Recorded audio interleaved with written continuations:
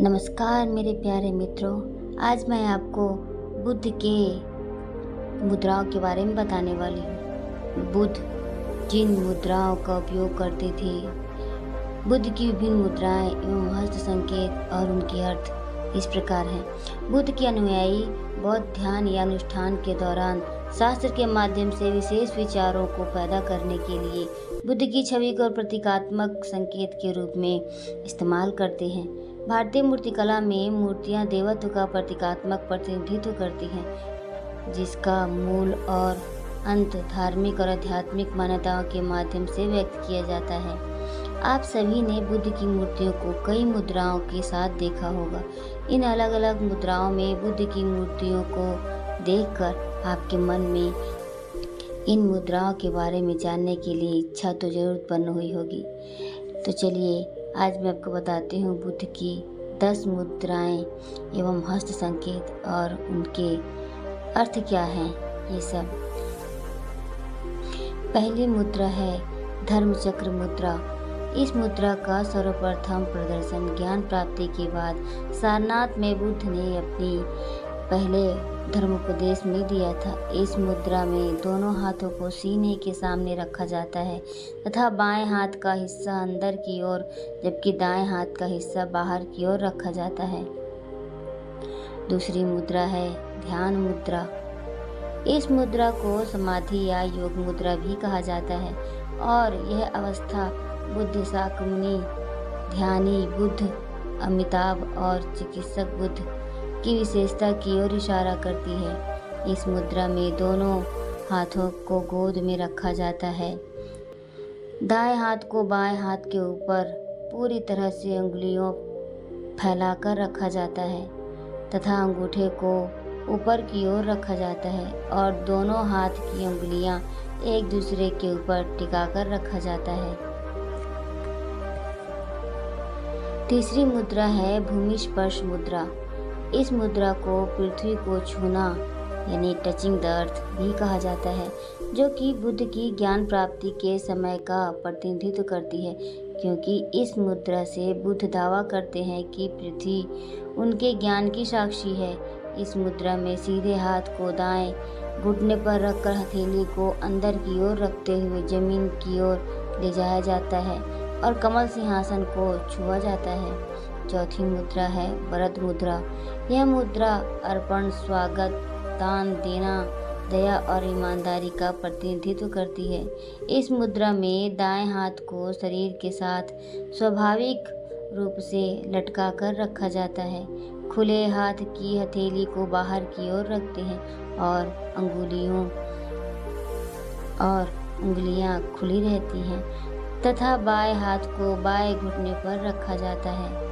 पांचवी मुद्रा है कर्ण मुद्रा। कर्ण मुद्रा बुराई से बचने की ओर इशारा करती है। इस मुद्रा को तर्जनी और छोटी उंगली को ऊपर उठाकर और अन्य उंगलियों को मोड़कर किया जाता है। यह कर्ता को सांस छोड़कर बीमारी या नकारात्मक विचारों जैसी बाधाओं को बाहर निकालने में मदद करती है। छठी मुद्रा है वज्र मुद्रा।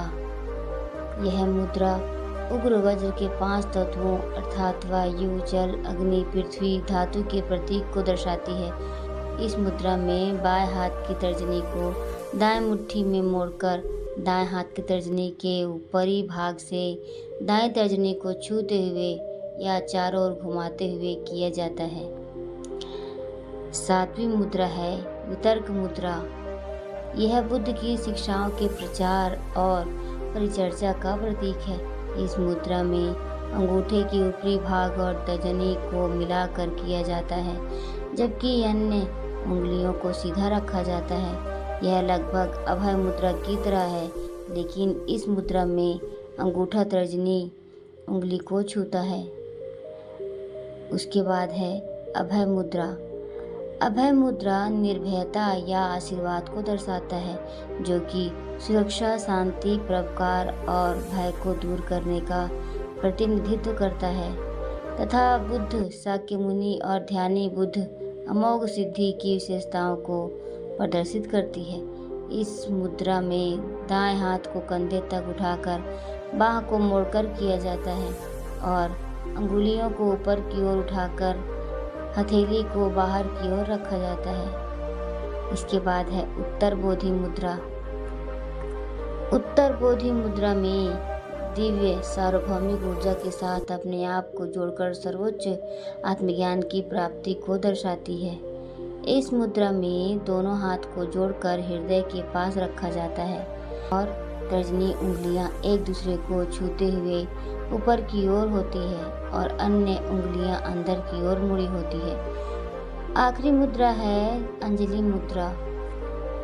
अंजलि मुद्रा में इसे नमस्कार मुद्रा या हृदयांजलि मुद्रा भी कहते हैं, जो अभिवादन, प्रार्थना और आराधना के इशारे का प्रतिनिधित्व करती है। इस मुद्रा में कर्ता के हाथ आमतौर पर पेट और जांघों के ऊपर होते हैं। दायां हाथ बाएं हाथ के आगे होता है। हथेलियां ऊपर की ओर, उंगलियां जुड़ी हुई और अंगूठे एक दूसरे के अग्रभाग को छूती हुई अवस्था में होती है। तो दोस्तों, मैं उम्मीद करती हूँ आप लोगों को ये पसंद आई होगी। गौतम बुद्ध की सभी मुद्राओं के बारे में जानकर आपको ज़रूर अच्छा लगा होगा। तो thank you so much for watching my dear friends. Please इस वीडियो के बारे में अपने विचार कमेंट बॉक्स में ज़रूर लिखना। अगर आपको इस तरह से और इन्फॉर्मेटिव वीडियो चाहिए तो भी मुझे बताना। Thank you so much.